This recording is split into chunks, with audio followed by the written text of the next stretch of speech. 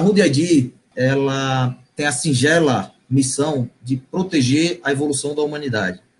Isso só para título de conhecimento, nós prestamos 2 serviços, essa parte de descarte de documentos, que vamos explanar bem aqui para vocês, e a gente faz também registro de qualquer tipo de declaração de direito autoral.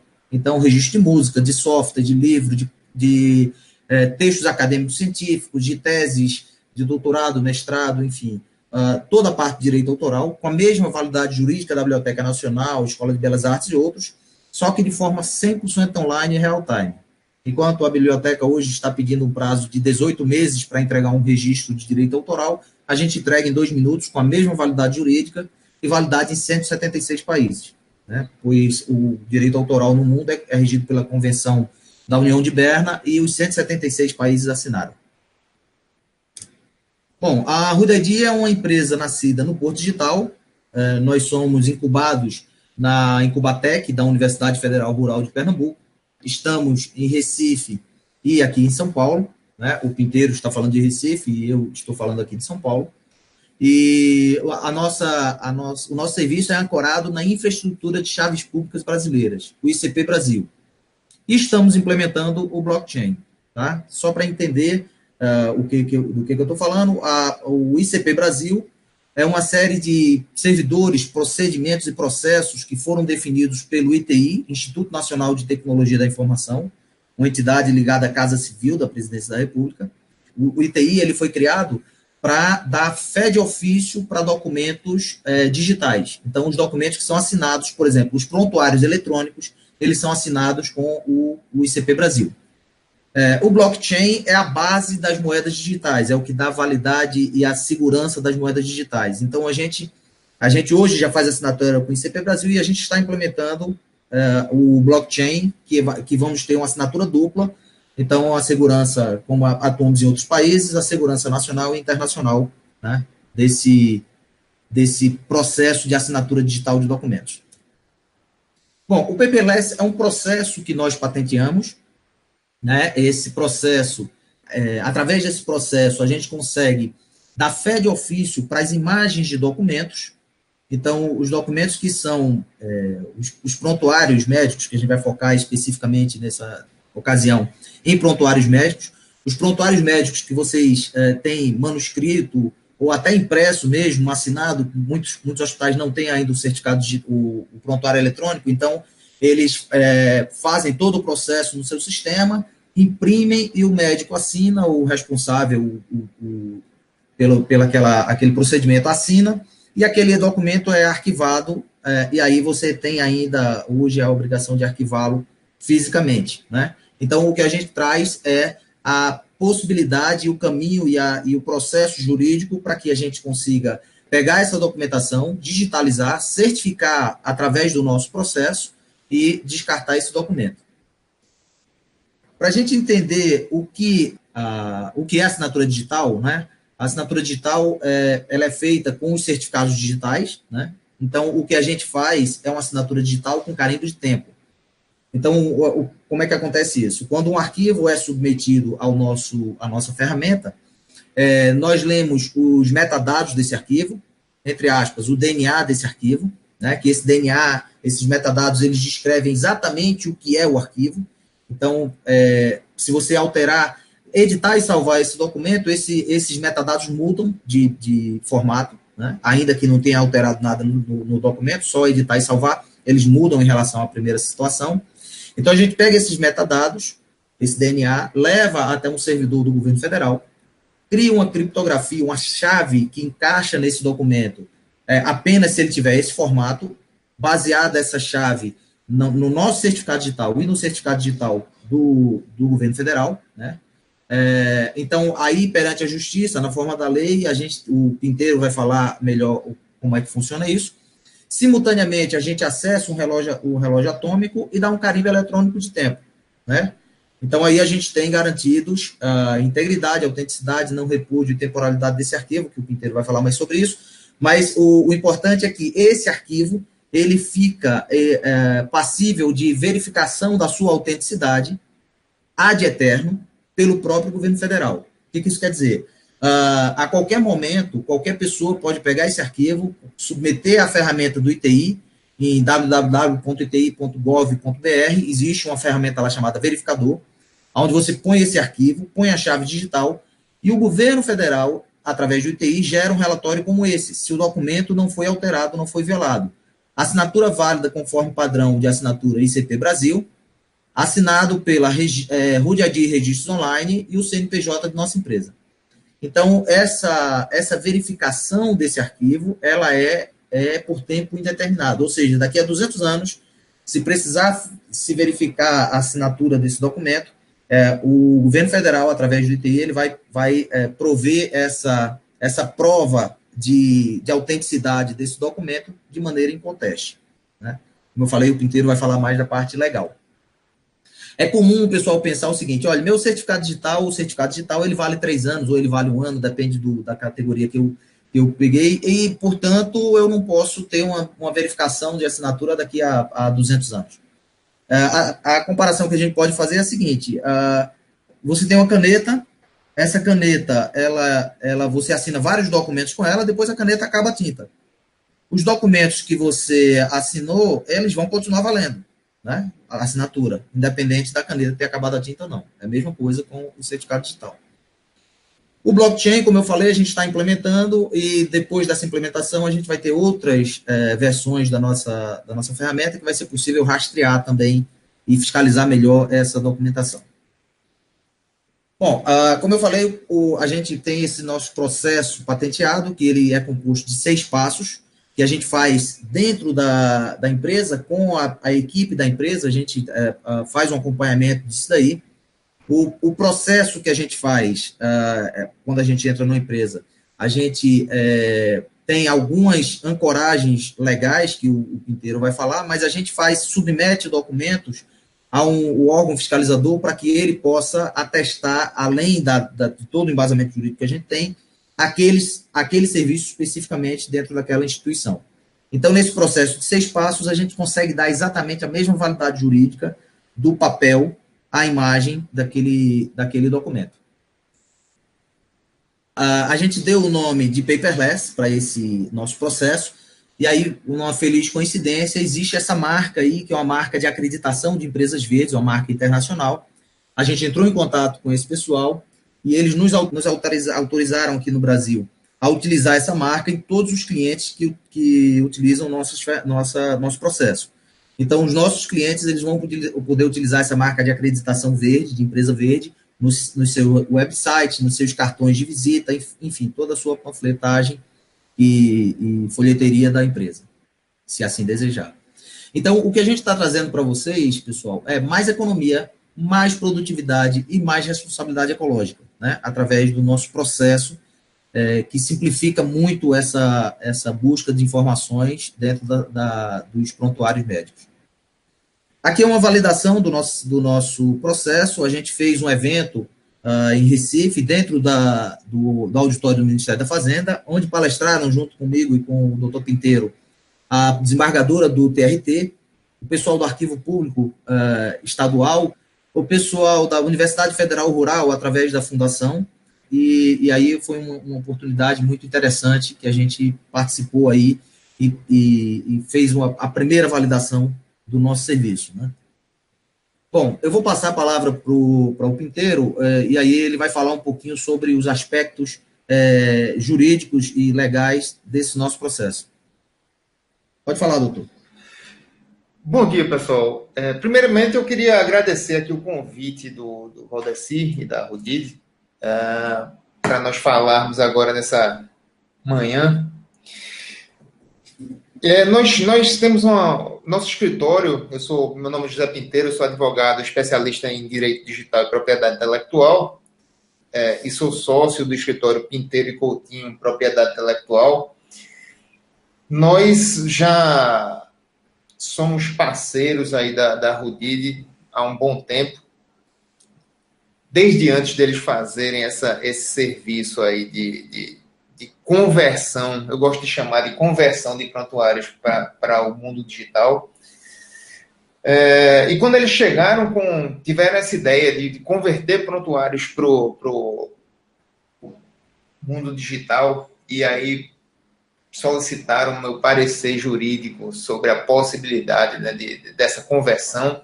E aí a conversão, né, quando você muda alguma coisa de um meio, de uma mídia para outra mídia, a ideia, obviamente, é que você descarte a mídia anterior. Eu confesso que primeiro me surpreendi com a ousadia, né, e fiquei um pouco receoso em relação a essa questão do descarte. A gente está tratando de uma coisa importante, que é o prontuário. E comecei a pesquisar, e nós montamos na verdade, a Rudid montou esse sistema, esse processo patenteado deles. Nós os auxiliamos na confecção dessa patente, que, de fato, é um substituto para o documento em papel, né? E aí, como é que é montado juridicamente esse sistema? A base desse sistema de digitalização é o artigo 10º da MP 2200-2. A MP 2200-2 foi onde ficou criada a infraestrutura de chaves públicas brasileiras.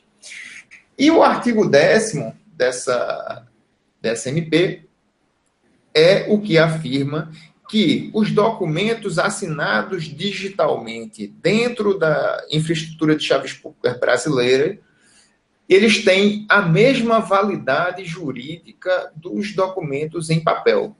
Então, ultrapassada esse obstáculo, né, a gente já tem como criar um documento com a mesma validade do papel, me pareceu não haver nenhuma restrição para nós fazermos essa conversão dos prontuários de papel para o meio eletrônico.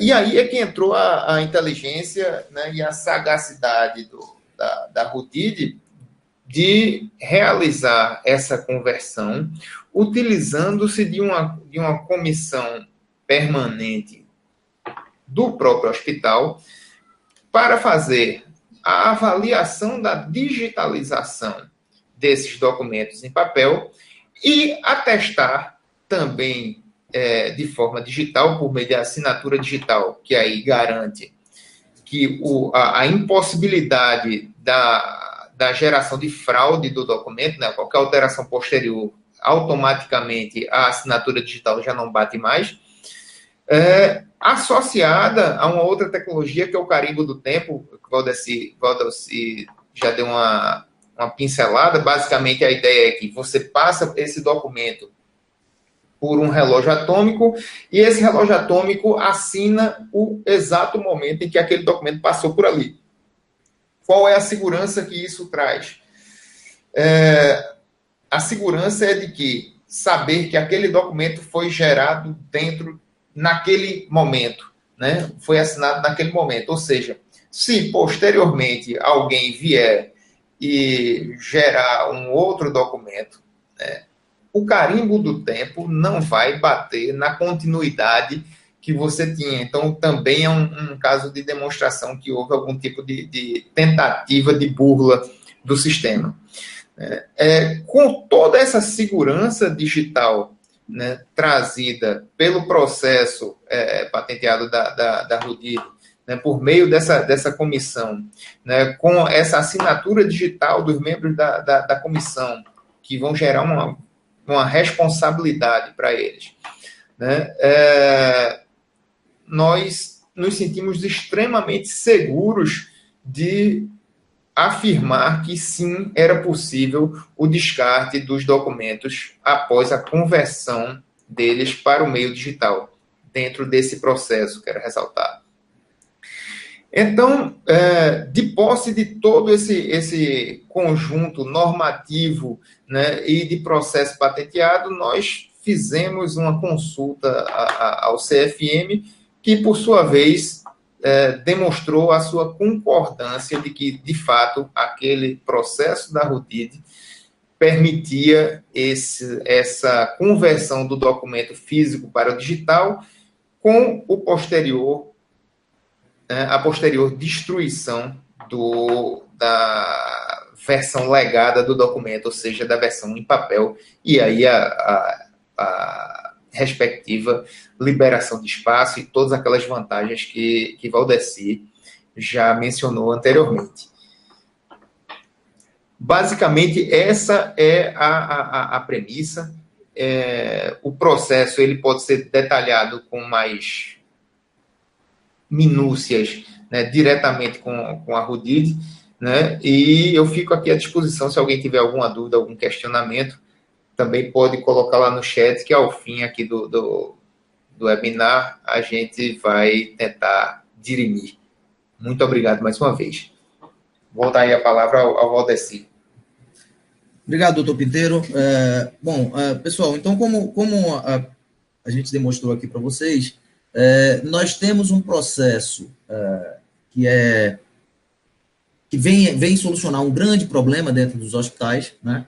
Na verdade, de todas as empresas, mas focando especificamente nessa situação dos hospitais, aonde a gente resolve essa questão do papel, atendendo a todas as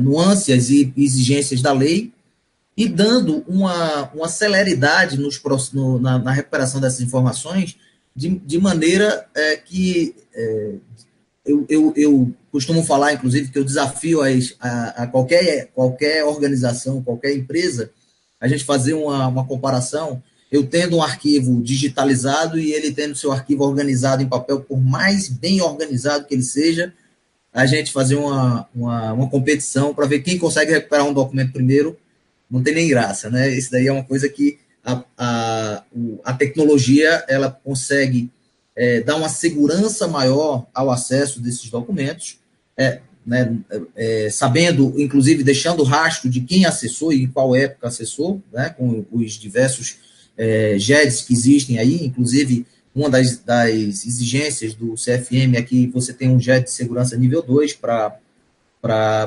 gerir seus documentos, mas que independente da organização de que você tem em papel, ele não dá para competir uma coisa com a outra, né? Então, a velocidade, a praticidade, a segurança é muito maior com o documento eletrônico do que com o documento físico. Então, pessoal, de forma básica, é isso daí o nosso processo. Aí está meu contato, meu e-mail, meus telefones, o de Recife, de São Paulo, e aí a gente vai abrir agora o chat para as perguntas, e quem quiser solicitar uma visita, uma conversa específica com a sua empresa, é só me passar um e-mail, ou me ligar, ou falar comigo no WhatsApp, que a gente agenda aí e faz essa visita. Ok? Vamos abrir o chat agora e vamos ver as dúvidas e perguntas que possam ocorrer aí. Rogério, você pode abrir o chat aí para a gente? Bom, quem não estiver vendo o chat aí, atualiza a página, tá? Dá um reload aí na página que ele vai aparecer. Valdeci, a Adela perguntou que, assim, ouvi a argumentação sobre a legalidade e que o CFM teria validado. Você poderia responder? Bom, o Pinteiro caiu, ele era a pessoa mais indicada para responder isso. Bom, veja só, como eu falei aqui, o nosso processo ele é patenteado e a gente está torcendo para que isso vire lei, porque virando lei a gente vai ter uma facilidade maior de difusão do nosso processo, né? Então, realmente existe uma movimentação tanto do CFM quanto dos órgãos. Por exemplo, o CONARC, ele está trabalhando num projeto de lei que a gente conversou, inclusive, com o CONARC, né? Eles estão trabalhando num projeto de lei para conseguir dar essa oficialidade das imagens de documentos, né? E é tudo que a gente quer. A gente quer que isso vire lei realmente, porque vai facilitar muito o nosso trabalho e vai dar uma abrangência muito maior para o nosso serviço, né? Então, realmente, a tendência é essa, todos os setores eles vão acordar para essa necessidade e para essa facilidade que é a gente ter os documentos feitos de forma eletrônica, né? Mas, como eu falei, como o nosso processo ele está patenteado, então a gente não deixa de oferecer o nosso serviço, não deixa de trabalhar isso, muito pelo contrário, a gente vai ter pessoas que vão precisar utilizar nosso processo para atender os anseios da lei e vão virar nossos clientes. Sim, a Adélia, ela complementou a respeito se existe alguma outra, as demais instâncias que regulam esse processo relacionado ao prontuário eletrônico. Existem outras instâncias, acredito que seria outros órgãos fiscalizadores para fazer para se regulamentar, ou se eles, pelo que eu entendi, né, seria instâncias além do CFM que regulam o prontuário eletrônico. Bom, eu acho que eu não sei se eu consegui entender muito bem. Eu acho que essa é uma pergunta mais jurídica. Infelizmente, o Pinteiro caiu e ele está com alguns problemas técnicos ali para voltar. Mas, bom, deixa eu ver se é isso que você está perguntando. Está falando que existe o CFM, existem outras instâncias locais que fazem essa fiscalização desses documentos, né? Bom, como é que a gente trabalha efetivamente? Quando a gente entra em um hospital, né, em uma clínica, a gente pega um processo de documentos, passa o processo pelo paperless. Antes de descartar os documentos, faz uma consulta, né, orienta e auxilia como fazer essa consulta, para que ele faça essa consulta ao órgão regional. Então, o Conselho Regional, no caso das clínicas e hospitais, eles vão receber uma consulta falando qual é o processo que a gente está fazendo, como que a gente está dando a validade e a fé de ofício desses documentos, e pedindo que ele se pronuncie sobre a legalidade e a autorização do descarte desses documentos físicos, né?